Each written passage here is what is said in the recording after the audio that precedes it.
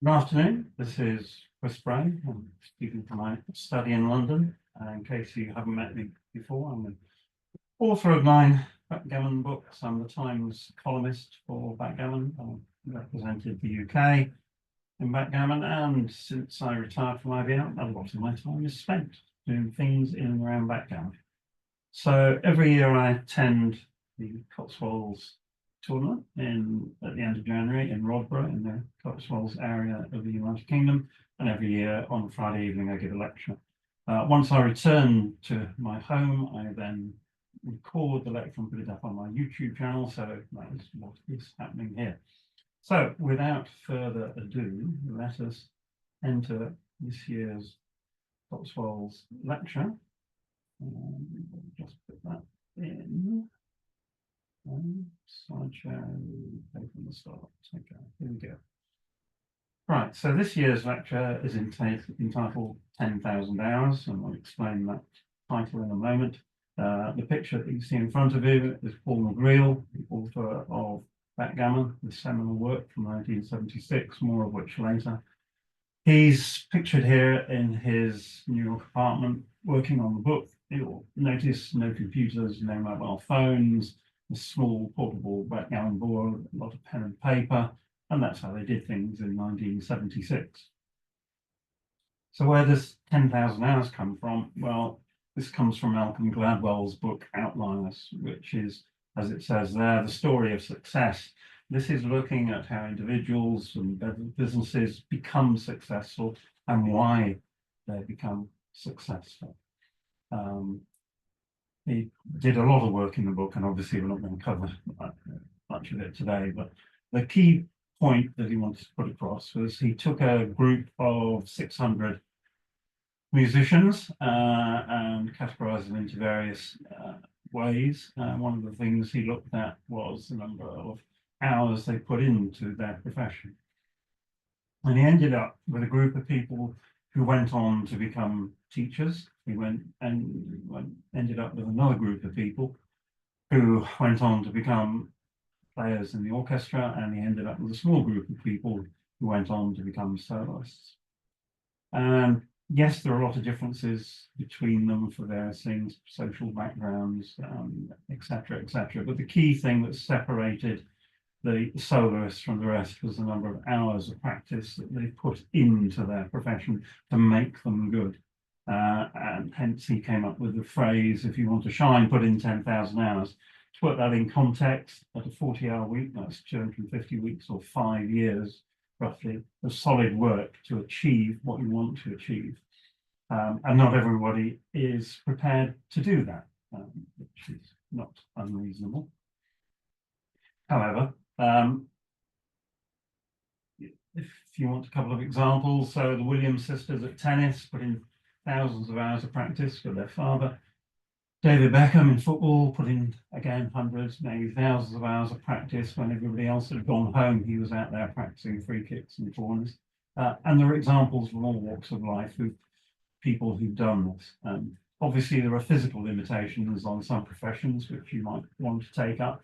You're unlikely to become a sumo wrestler if you weigh a mere 75 pounds, for example. But in general, we're talking about mind sports here today anyway. So then I thought, well, how do you apply the 10,000 hours idea to backgammon? How many people have put in 10,000 hours to become the players that they are today? Let's start with a couple of definitions of backgammon. Here's the first one, which I will read out. Backgammon has always been a fireside, a domestic, a conjugal game. It is not so abstruse as to banish conversation on general topics. It does not, like chess or love or art or science, require the entire mind, whilst the ever-recurring rattle of the dice keeps the ear alert and the attention alive. It has often been found an anodyne to the gout, the rheumatism, the azure devils, or the yellow spleen. Now you can have a guess at when that was written, but I'll take away the excitement and let me know that it was written in a book called Backgammon, published in 1844 by a gentleman called George Frederick Harden.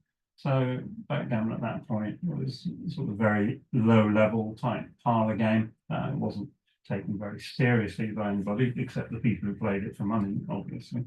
But there was no theory or anything like that. So, whoops, sorry, going the wrong way.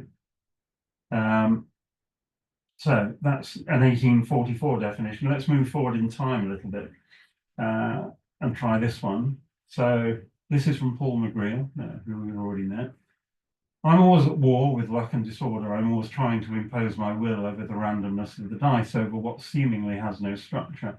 I may be sounding sort of melodramatic, but what I'm trying to do in backgammon is to create order out of chaos. I guess in a psychological sense, I'm trying to make sense out of the world. People think that there is so much luck in backgammon, but that is very unfair. They think there is not that much to the game, that is totally false. Backgammon is much more difficult, much more complex, much deeper than anybody can imagine. The dice create the surface chaos, which is always rolling things up. But there are patterns underneath the surface that involve advanced, beautiful, non-obvious, non-trivial ideas. It's my job to uncover these patterns. A more accurate definition of backgammon, I think you would agree. Paul came to backgammon from chess. He was a maths professor, reputed to have an IQ of 182, and he gave up much of the careers he could have had to concentrate on backgammon. He was a very complex individual. About 5 years before he died, I tried to co-author a book with him, but working with a genius is quite difficult, and sadly, although much work was done, there was no end product of that, and it never saw the light of day, although I still have some notes. I also had some lessons from Paul for about 6 months in the late 1980s when he lived in London.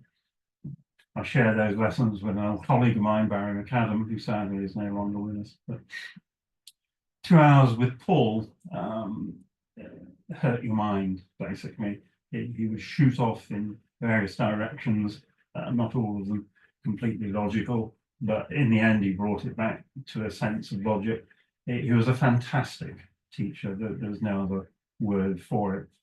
Someone asked me, what did you feel like at the end of those 2 hours of each lesson? And basically, I came up with the idea, for those of you who are familiar with the Hitchhiker's Guide to the Galaxy, you'll be well aware that the best drink in the universe is the Pan-Galactic Gargle Blaster. And what is the impact of drinking a Pan-Galactic Gargle Blaster? It's like having your brain smashed out with a slice of lemon wrapped around a large golden brick. So utterly wrecked at the end of 2 hours, but more knowledgeable. We then go over the same ground again. He was a fantastic teacher. And he said before he died that he'd much rather be remembered for his contribution to theory and teaching than he would for the many tournaments that he won. Okay, so if we go back to Paul's idea, backgammon is a very, very complex game, apparently simple, but deeply complex. In terms of backgammon theory, let's look at where we were and where we've got to. So Paul wrote his book in 1976. And as we've already seen, there were no computers. Everything was done by manual rollouts, which are statistically insignificant. And a lot of knowledge that was passed down from person to person over the years. But Paul was the first person to put some structure on backgammon theory, and his book, despite being written in 1976, should still be in everyone's library. Yes, there are mistakes, and computers have highlighted those mistakes.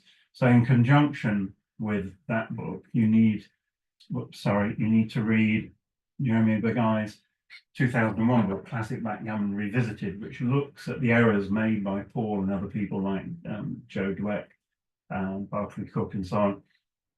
So you can get a feeling for the type of errors that were made in 1976. So if you take those two in conjunction, then you get a strong grounding. But again, 2001 was still in the early days of computing. And then in 2021 came Dirk Schieman's Theory of Backgammon, which is a superb book. It's very complex in areas.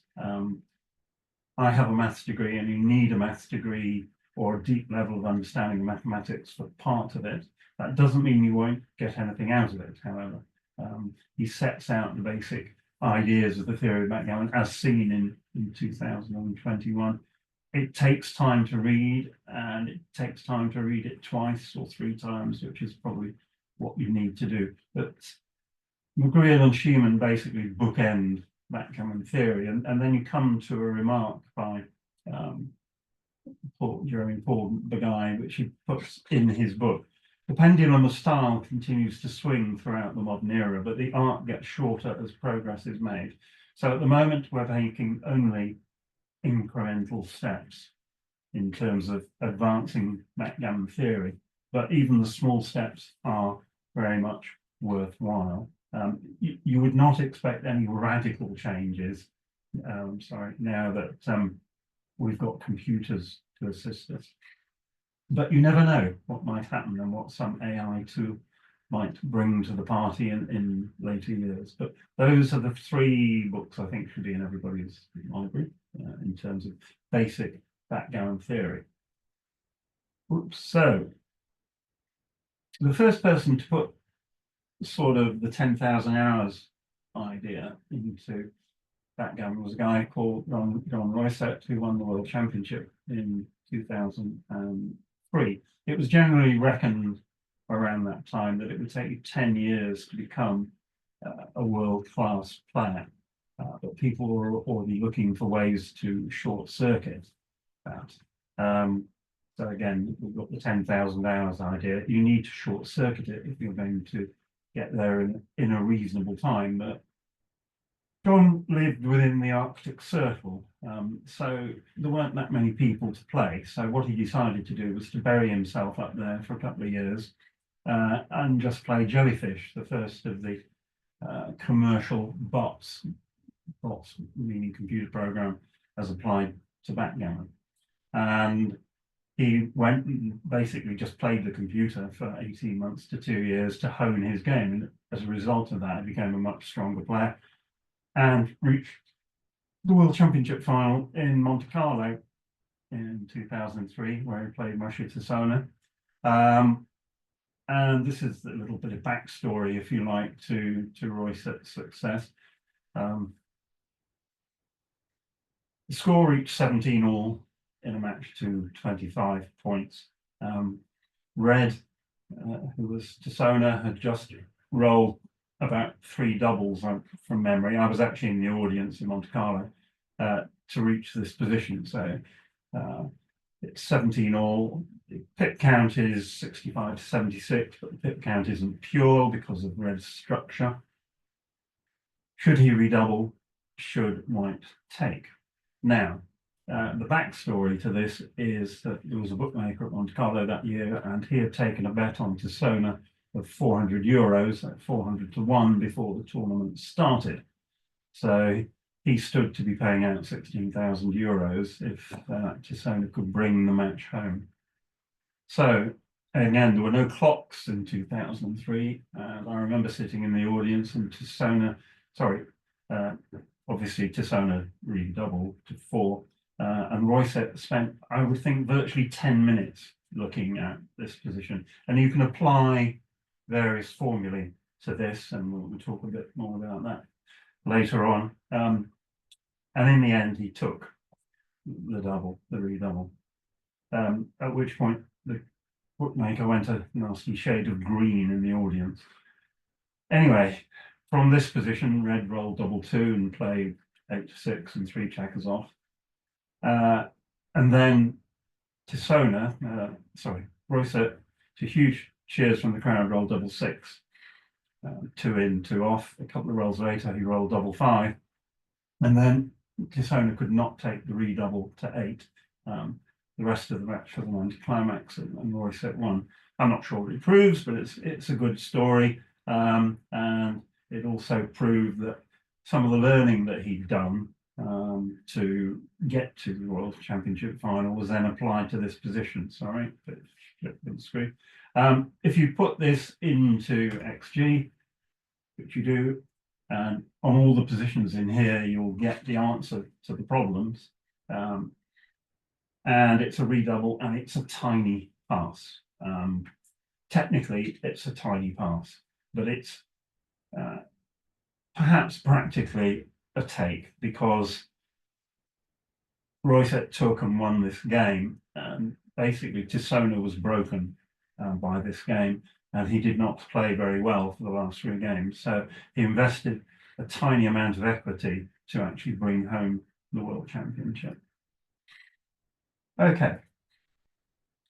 But what if you don't have 10,000 hours to spare? Well, firstly, you need to know how good you are already, right? So you need to benchmark your skills. You have to have an understanding of how good you are or how good you are not. So one of my favorite quotes is from Malcolm Davis, the Texan master from the US. There is more to learn, but my problem is more about execution than learning, and it is dangerous if you cannot play very well. It is a lot worse if you do not know that you cannot play very well. Now, I've played a lot of players who do not know that they cannot play very well, and of course that's fiscally rewarding. But, you know, joking apart, you need to understand whether you have a good grasp of the game or not. Now, I keep a set of reference positions that I give to new students because I need to get a sense when someone comes to me for lessons of their understanding of the game and where we should start from, where the weaknesses are, and so on and so forth. So there's a set of positions in this presentation. The first one's are checker plays, and then the second set are doubling decisions. Now, as each position comes up, you've got the board and you've got the question. And I recommend pausing your playback of this particular video to decide what your decision will be before you look at the answer. Even while I just take it slightly water. So this is a standard opening position.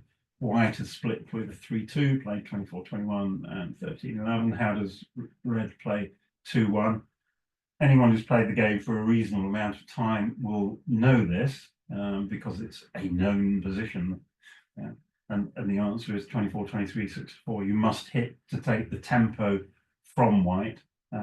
And if you don't hit, any other move is an error.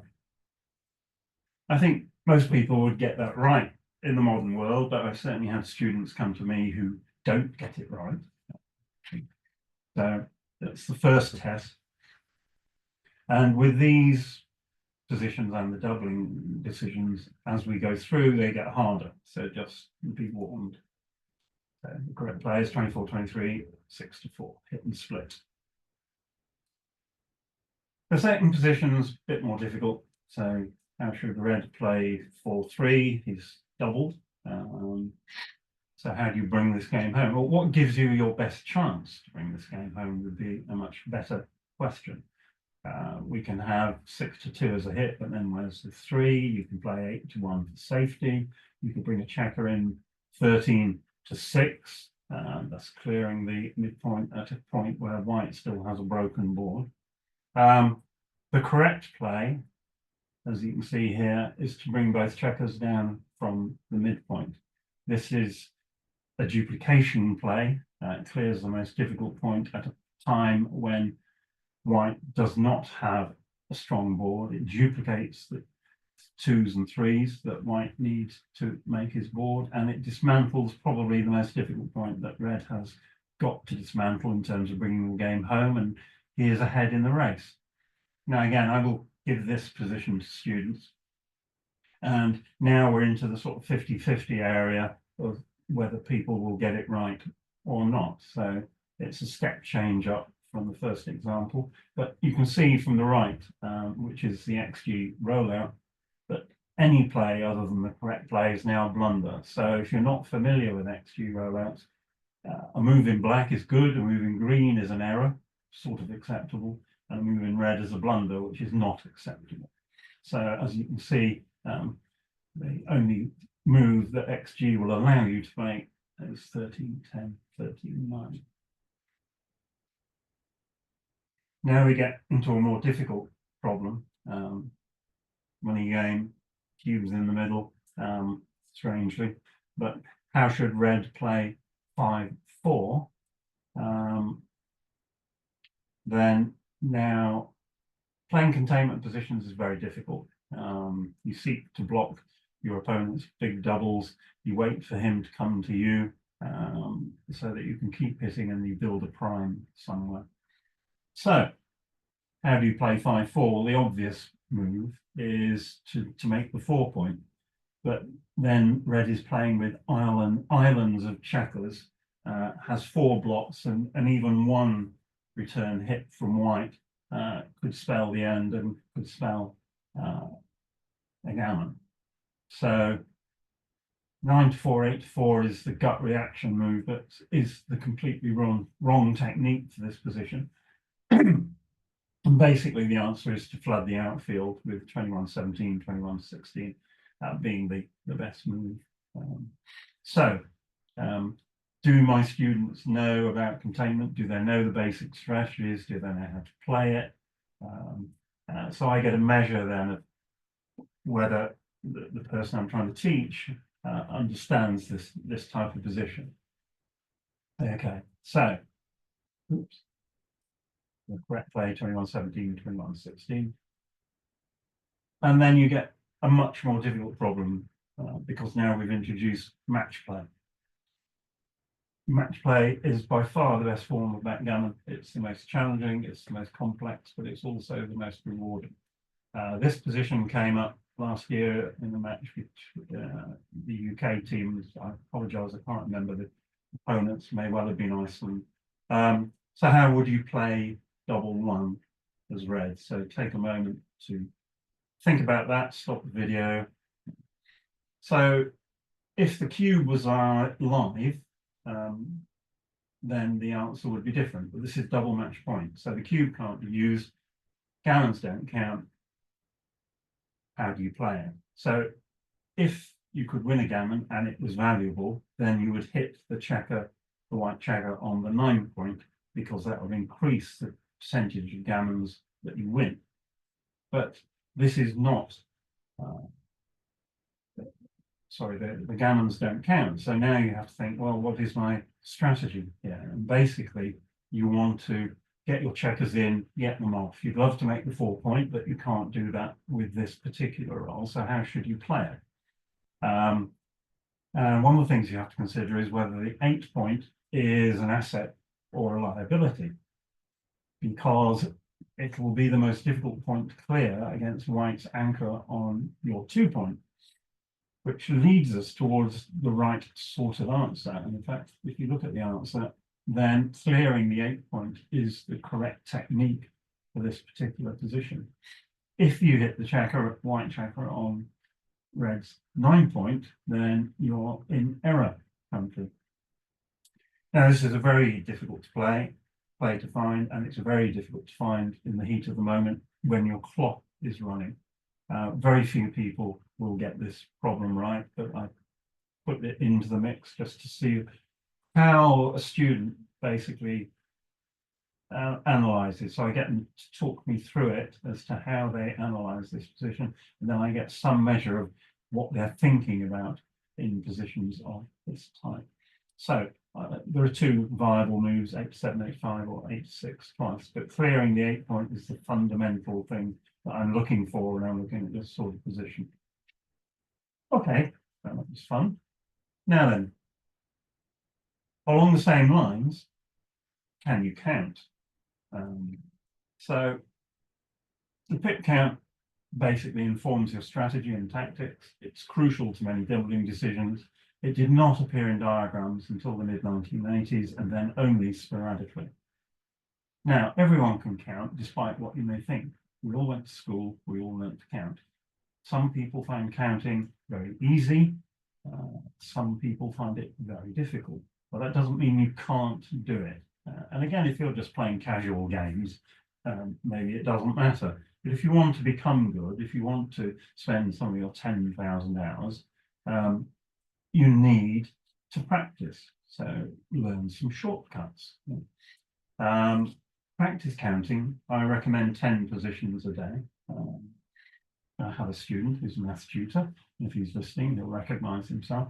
And he did all sorts of weird and wonderful things to count, but he's a maths student. And as soon as we forced him to do some counting, then he gave up his other techniques and just counts pips.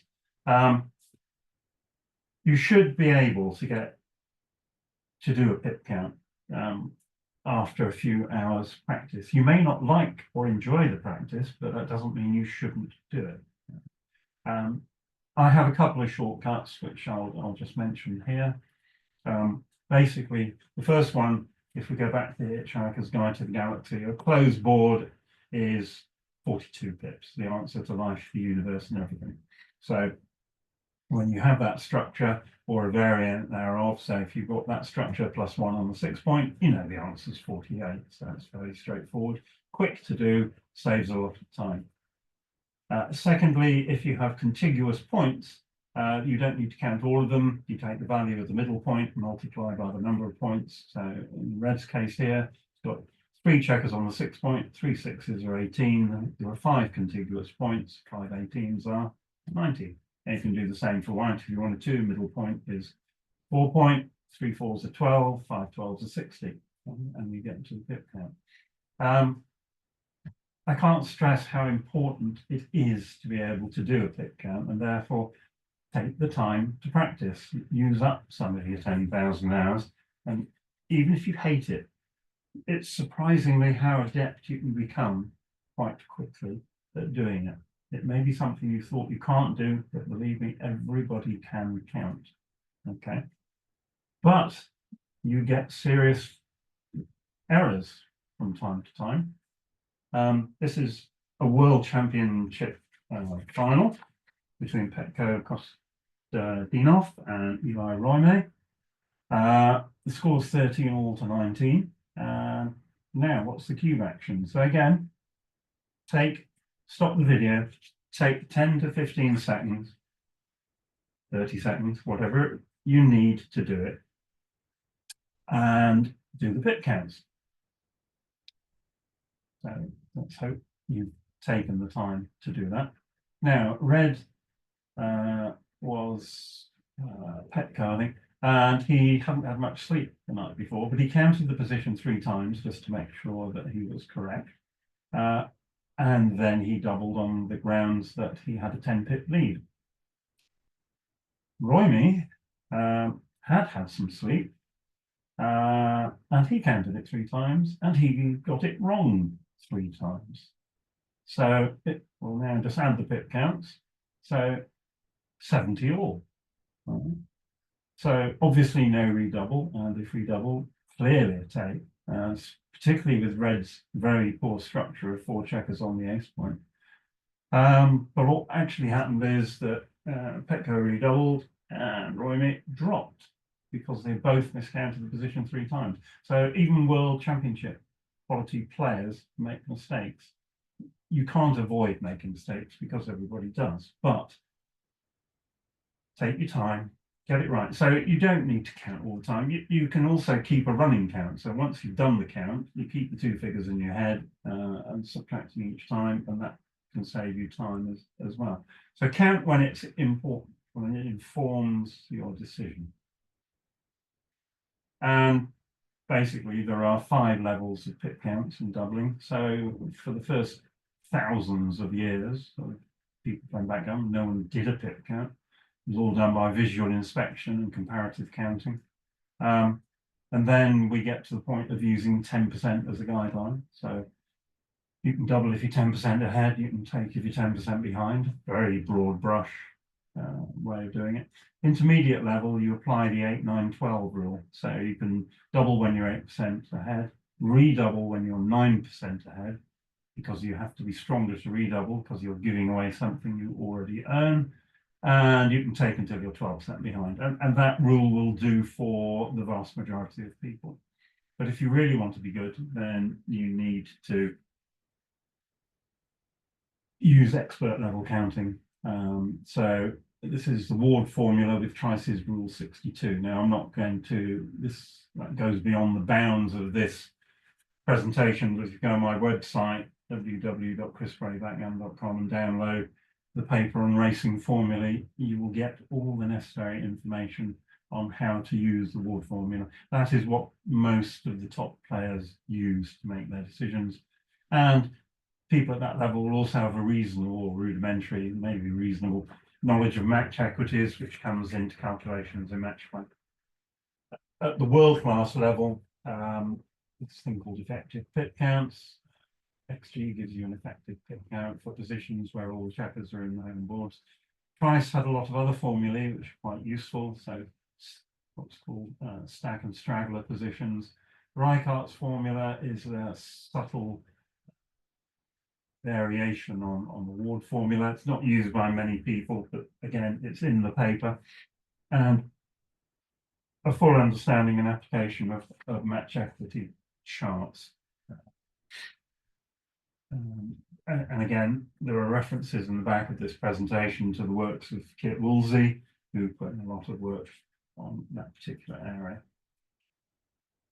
So tactics and strategy, and again, if you learn these once or twice or 3 times, whatever, then you can apply them. And once you apply them, then the subsequent learning becomes easier. And the more structured learning you do, the quicker you will learn to be a strong player. And you need to reduce you can reduce the number of hours taken to become a strong player. So you need the basic strategies for each of these type of middle games. I'm not going to go read them out. They should be well known, but you do actually have to know the absolute basics. Because we're playing on a clock, you cannot, in modern backgammon, calculate things from first principle over a backgammon board. Therefore, you have to have in your store of knowledge these basic strategies, which you can apply quickly and easily to any position that you see in front of you. Equally well, you must have game planning. Always be aware of the score. Pretty obvious, but the biggest errors in match play that I see are twofold. One, you make a money decision in a match play scenario. And secondly, people forget that in match play you can play on for an undouble gammon, so it can quickly become too good to double. People frequently cash a game where they should have played on. Have a game plan, check for a cue decision, roll the dice, select the best move that fits your plan, or adapt the original plan as required and make your move. And that's what you all do all of the time. It's just that you may not know or think that you have that structure to what you are doing. There are some aids to these checker plays. Stick Rice's rules for the first reply. It has 9 basic rules for what to do in response to your opponent's opening roll. Again, I'm not going to go through these. You go through these on your own time, but these are a little small bit of my Bible for backgammon. I apply these rules whenever I play. They have stood the test of time. And they're very simple. There's only 9 rules, so you can learn. So, and then again, you save time and energy by having that knowledge before you go out to play. Oops, sorry, I missed a slide. Let's go back. And then the modern game, sorry, it's jumping a bit. The modern game has many different techniques. So if you're familiar with these terms, that's great. Banana split, double tiger, double falcon, and the wash. And again, I will test people and potential students' knowledge by throwing these phrases at them and get them to explain them to me. Again, it goes beyond the bounds of this presentation to talk about each one of those in detail. But if you go to my YouTube channel, there's a lecture called Backgammon Tactics, and all of these are explained in some detail. But just occasionally, people do come up with a little new bit of theory. So at the California State Open at the end of 2024, Dirk Schiemann gave a lecture called Ugly Plays. So these are plays that look so ugly that you really can't believe that you could make them play. But the lecture is highly informative, and again, just go and search for Ugly Plays. It's also on Alex Oshagin's website, I believe. So let's look at this position. You've got your red, you've cubed, and you were hoping for a nice sort of set of double 5s or something, and you didn't get it. You rolled 4-3. How would you play it? So stop the video, take 10 or 15 seconds, look at the position, and then decide whether you're going to play 13-10, 13-9, or 6-2, 6-3.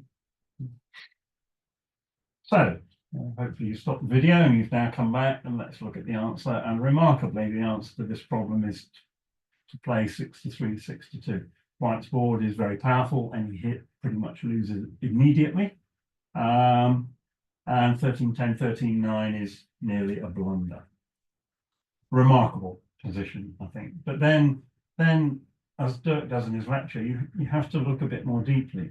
After 4-3 played 63, 62, if white rolls 6-1, 6-3, or 6-6 next time, that checker on red's ace point is leaving, giving red a whole load of space into which to dump checkers as he tries to bear home safely. So it's an ugly play, but it is only an ugly play that works because of the detail behind it. So 63, 62 is the correct play, but let's take the spare checker on white's 3 point and put it on his bar point. Now, white 6-1, 6-3, 6-6, or 6-6 actually, it still has to escape. 6-1, 6-3 has to play, you can play it a different way. So does that change the answer? And the answer is yes. Now 13, 10, 13, 9 is the correct play because the risk is worthwhile. Backgammon is fundamentally a game of risk and reward, and every play has risk and reward. Calculating that in this position is quite difficult. I think if you gave this position to anyone from the 80s and 90s, they'd probably just play 13, 10, 13, 9 without much thought. Very few people would consider 63, 62. But now we've got Dirk's lecture, we're able to consider playing 63, 62, and it is in fact the right play. Right, let's change the topic and move on to doubling.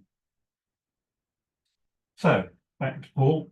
Good checker play will never compensate for serious errors of judgment in doubling. That's as true today as it was in 1976. Everybody has 2 PRs, performance ratings when they play, a cube PR and a checker play PR. And there isn't a player in the world whose checker play PR, whose cube PR is better than his checker play PR. So all the big errors really come in doubling. As Paul says, the doubling cube is like a gun with only one bullet. You want to fire it at precisely the right time. And then this is one of my favorite quotes from Mac Ballard. I will often redouble, but I'm pretty sure is not a redouble on the chance that my opponent will pass. This is a big key to winning matches about which the bots are clueless. So yes, you might lose a few PR points, but never forget that you're playing a human being.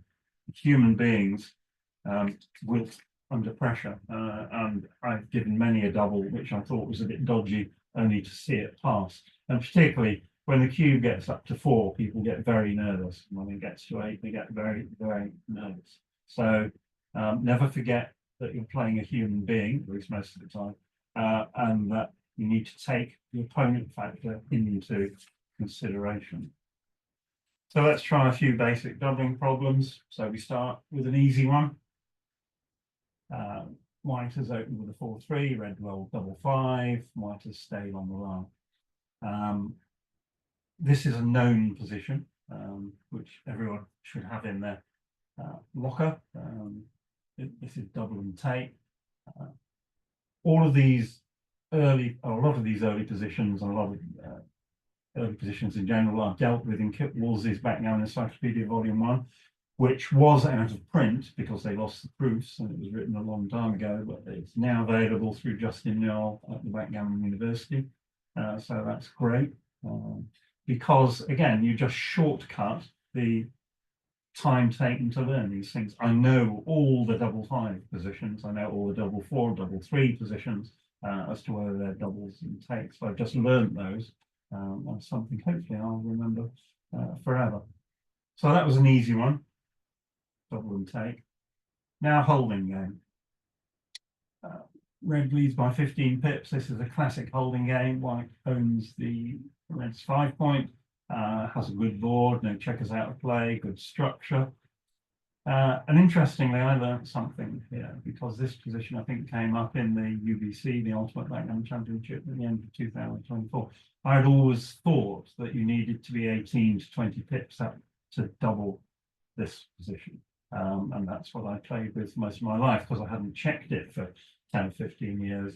But actually, this is the borderline point. So you can double when you're 15 pips up. So no double and double take have the same equities. So the correct action is either to double or not double. And obviously it's a clear take. Your decision on whether to double or not double will be based on your opponent. And obviously if it's a match, then the match score comes into consideration. So I tuned my own learning by watching the UBC and listening to Justin Knoll and Mark Olsen commentate. Again, highly recommended is to go through all 12 matches of the UBC, which are available on YouTube. And then we do a step change and we go to prime versus prime. Red has 2 checkers on the bar, red has a 5-point prime, white has a 4.5-point prime, but with the potential for a 5-point prime. Should red double? If red doubles, should white take? You have no way of calculating this over the board. You can do some arithmetic, but you very quickly get into very complex variations. Whoops. Sorry, let's go back. There we go, that's the last one. And you could spend an hour on this and get it completely wrong. But luckily there's a little element of theory, which most people now know, is that virtually all prime against prime positions are doubles and takes. Now, that is a generalization. Obviously, it's not completely true, but it does aid one's thinking in making decisions. So if we look at this one, yes, it's a double. It's a very clear double, but it's also a massive take. But you get this position in real life, and you're going to get people who don't double. You're going to get position people who will drop as white. So unless you understand the basic theory of priming versus prime, you have got no chance of getting this right. But it's put there as an example. And again, I ask prospective students not necessarily to get the right answer, but to at least talk me through how they would think about such a position. That it's double and take. Now, skewed score. So once the score gets very skewed, i.e. a very big disparity in the score, very strange things happen with the doubling cube. This is a position where red was Reece Hodges, an up-and-coming UK player. He's down 10-1 to 13. Reece, as usual, was desperately short on time.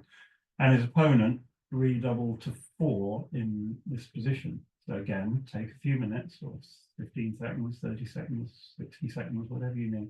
Decide what you would do before listening on and looking at the answer. So Reece thought, being 12-1 down 13, you don't need much chance to win, to get a winning shot to take the cue. White has 8 bad numbers, 3-1, 4-1, 5-1, 6-1, and double 1 maintains the status quo. If he rolls one of those 8 numbers, Reece will hit approximately 3 of the games. In addition to that, he could roll a couple of free sets of doubles and actually win the race. Again, he didn't have long to make the decision, but he made the right decision and took. His opponent, whoops, sorry, that's gone back. His opponent, sorry, presentation's jumping, my apologies. His opponent rolled one of the ones Reece hit, obviously redoubled immediately before hitting. Went on to win 8 points, got scored 10-9 and won the match from there. So was the double even correct? Well, the answer is yes, the double was correct, but it's only just a double, because if white gets to 12-1 Crawford, leading Crawford with your opponent on an odd number is a good thing, and from 12-1 he would, hopefully he would be able to win anyway. So it's only just a redouble, but he may not have thought that Reece would take. So technically both decisions were correct, but in fact because Rees was so desperately short of time, it was probably the wrong decision. So that's where the influence of clocks comes in, and we're talking about doubling theory. So backgammon becomes an ever more complex game. Double and tag. Now let's switch our attention to the UBC between Moshi, number one player in the world, and Zizi, Zdeněk Ziska, as white. This is towards the end of the match. Red is leading 4-3 to 7. Red's on the roll. What is the correct cube action? And again, I give this to people. I don't expect them to get this right necessarily, unless they're really sort of edging towards expert level. But you can see that if red manages to stay out, white should crash, but white might roll a 6, might roll 6-1. Red could come in with sort of 1-5 or something. Yeah, it's a sort of two-edge position there. But red had been winning the game for quite a while before this, and then suddenly found himself having been hit and in this position. And Moshi doubled this position. Now, what do you think about that double? Well, I can tell you what XG thinks. This is a massive no double. Quite often at 3 away, 4 away, you're playing for an undouble gammon, and that's one of the things that Moshi should have considered here.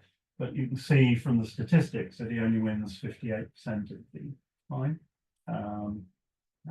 It's no double, and it's no double by a massive amount. This is the biggest error I've seen in the UVC.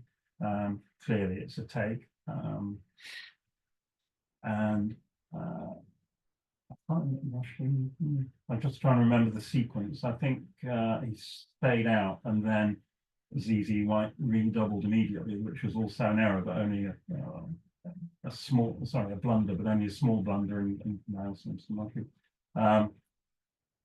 White did escape one checker, rolled the 6 immediately, but could never escape the second checker, and Moshi won the game, but lost the performance rating, which is one of the measures in the UBC.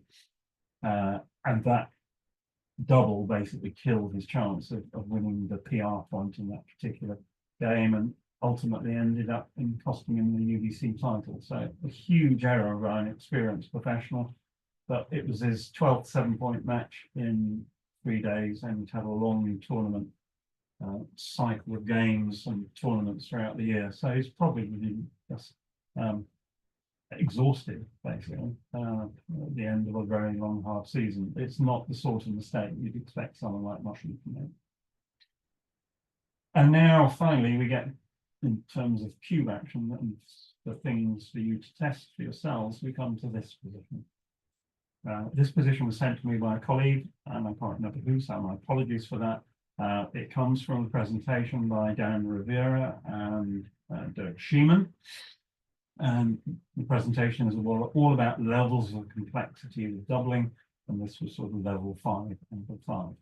So you look at this position, red on roll, money play to start with. Now, what's your decision? So the ideal moment to double a back game is when you have only 3 points to clear in front of the forward anchor, which is precisely what red has got here. But he's got 9 checkers off already, and if things go well, not only will he win a gammon, but he might win a backgammon. So although technically it could be a take because red still has 3 points to clear, you will discover that because red wins 18% backgammons, it's just a pass. It's a borderline pass. I know many players who would take this double without hesitation because they won't have thought necessarily about the levels of backgammon. So red will win. So it's close. But then now you change the complexity of the problem. And you come to, that's a double pass, right? That's fine. And now let's change it to 3 all to 7, red on roll, cube action. Now, this is quite different because it's match play, and now double gammon will win the match for red. Therefore, you think this is perhaps a dodgier take than the money take. And if you ask XG to evaluate this on its two-ply evaluation, that's precisely what it says, that red should double and white should pass. But that's only on what's called two-ply look ahead from XG. And then you ask it to roll out the position, and XG is very clever. It recognizes that at 3 or to 7, that gammons, backgammons have become irrelevant. Because it doesn't change the equity level, you're going to lose the match anyway. And normally in this sort of position, if it was a money game, white on his next roll will run at least one of his rear checkers off to start saving the backgammon. But XG recognizes that at this particular score, that he can hold on to both anchors indefinitely, because losing a backgammon is no worse than losing a gammon. And then it completely changes its evaluation. So double pass there at 2-ply, but now let's look at it on the rollout, and it's a borderline double and trivial take. Now if you look at the number of backgammons that red loses in comparison to the preceding slide, you'll notice he loses many more because he's staying to the end. But he's staying to the end will mean that he gets many more shots to actually turn the game around and win it. But even XG is fallible until you start doing rollouts. And most human beings will get this problem wrong, obviously, but it's included to demonstrate just how difficult doubling is. This is a relatively, you would think, straightforward position with a simple answer, but it is not. So that was a huge learning point for me, this particular problem. So how do you improve? So we've looked at checker plays, we've looked at doubling, we've looked at an understanding of the game in general, but how are you going to improve and short circuit your 10,000 hours? So in terms of doubling, these 4 books are essential reading, which everyone must have in their library if you're serious about the game. The 2 encyclopedias from Kit Wolsey, the Backgammon Group Count from Walter Trice, and then Cube Like a Boss from Mark Brockman-Olsen. So that's the start. And then this is my list of recommended reading. I don't expect you to read this, you can print it out and do it later. But I've got a list of books that I believe are valuable to everybody that they should read. And I have a top 13. It used to be top 12, but now I have to add another one. So the ones marked with an asterisk are my top 13 books that I ask people to read over time. And then this is my number 1 book. This is last year's book from Dirk Schiemann, To Hit or Not to Hit. This is a superb book because it teaches you to think. It is laid out in a very, very sensible manner. It presents theory, practical examples. There's a quiz at the end of each chapter. And he generally builds on the theory of hitting or not hitting as he goes. This is volume 1 of a 2-volume set, and I'm really looking forward to the second volume. I've now read it twice. My 3rd reading will commence within the next month or so. And then after that, I'll probably just do the quiz once a year to make sure I'm still remembering things. But great book. Yes, it's expensive. I think €80 plus postage, but it's worth every penny or cent or whatever currency you want to deal with. So highly recommended, available from Dirk's website. Then you can't do it on your own. Yes, you can, but it will take weeks, hours, days, years. So take lessons. You must have a teacher who's empathetic, a good communicator, I agree with you. There must be a structure to the lessons. There must be goals that you are asked to achieve. And again, you can't really take more than 1 lesson a week because it takes time to absorb the knowledge from that lesson and then put it into practice. And the word practice will come and come again because you can't do it unless you practice. Cost may be a factor. There are some very expensive tutors out there in the world, and there are some very reasonably priced tutors. But you find someone that fits your budget, but in particular with whom you get on with, because without that, you're going nowhere very quickly. And there's a raft of material on the internet that you can use, and that's all free. And then my other recommendation is to watch match videos. The main requirement is good commentary. Ideally, an XG feed will be present, so you can see what's going on. In terms of commentary, this year's UVC with Mark Olsen and Justin Noel was great. Currently, my #1 commentator is Sebastian Wilkinson of the UK. Provides insights that others don't, but the other two guys are pretty good as well. Again, just find someone that resonates with you. And again, watch them more than once. And if there's something you don't understand, and there will be plenty of things you don't understand, take a screenshot.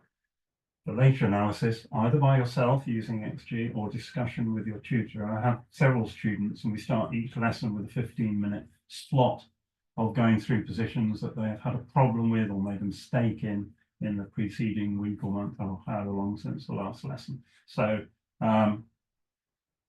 it's a shortcut to knowledge if you analyze your errors, because in theory you won't make the same mistake again, although actually you will, because backgammon is very difficult. But this is a great way to learn. What you don't want is some very weak commentary or no commentary, because that's a waste of time, basically. There are commentators, I will mention none of them, who are more interested in promoting themselves rather than discussing the position in front of them. So watch match videos. So you can reduce the 10,000 hours. It's reckoned that with a great deal of hard work, you can probably become a very good player in 2 years, but it probably means you won't be doing anything else for those 2 years. It requires the right mind.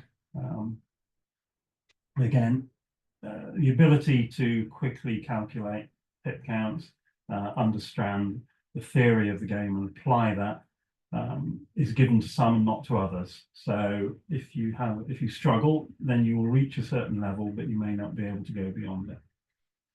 Put some structure on your learning and reading. You have to be dedicated, you have to study. Many hours of practice and good tutors. I have a student in Los Angeles called Stan, and we've been working together for about 2 years. He's great because he reads everything I tell him to read. We go through positions, we play games. When we started, he was probably around about a 12 PR. He's now down probably around 6.5. Getting below that will take more time because it just does. You don't become a great backgammon player overnight. But I've had lots of people who come to me for lessons who expect to become magnificent players after about a month. That doesn't work. So if all you're interested in is winning a few bob very quickly off your friends, then I'm not the right person to come to, and you are not doing the right thing. So right mind, structure, dedication, study, hours of practice, and good tutors. Right. So modern backgammon is a highly complex game, as evidenced by McGreal's quote at the start, and he was right, and George Frederick Pardon was wrong. Mastering basic tactics and strategies will significantly improve your game. Cube handling, particularly in matches, is still very weak, and only a handful of players can play with a PR below 3. There are only 2 super grandmasters in the world, which means that you can play with a PR below 2.75. That's Moshi and Schiemann. Others will get there, but it is incredibly hard to play with a PR below 3. Everyone can do it occasionally, but those guys can do it consistently, and that's the difference. New technique, so ugly plays from Dirk, that was great this year. Clocks are influencing our approach, so we have to learn to play quicker and efficiently, and that's difficult for some people. Computers and AI will improve and further broaden our play, no doubt about that. I'm not quite sure how. And what we need is the next extreme gammon, XG. It's now 16 years old. It's a bit long in the tooth. The user interface is very old, and radically in need of improvement, but the basic underlying neural net engines are still doing their job. But I would love to see the next XG. I've tried several times to contact the alpha team at Google, but they are not interested. So that's one avenue that is still to be opened up. You never know what might happen. But you will never master backgammon, even with Malcolm Gladwell's 10,000 hours. So bad news, but you will get a lot better if you basically put some structure into your learning and dedicate yourself to that learning. There's some references here, so books, a couple of articles, some match commentary from me, my YouTube channel, which has got half a dozen fairly useful videos I would suggest that you might like to watch. And let's close. My favourite quote in backgammon from Mike Corbett, who wrote a book called Backgammon Problems: "A good question lights 1,000 fires. A good answer merely permits savages to sleep." So, in essence, the difficult thing is to ask the right question. I can answer anybody's questions about backgammon, but can I ask the right questions of people that I want to learn from? Well, that's much more difficult. So I hope you've enjoyed the lecture, and go through it twice, I would suggest. And there we go, we'll just stop the share. Have a look at it, go through it again, look at the positions, put them through XG, take those positions, do some variations, add those in to your understanding, and maybe by this time next year, you will be a very strong backgammon player. I wish you all the best, and I'll see you for next year's lecture. Bye for now.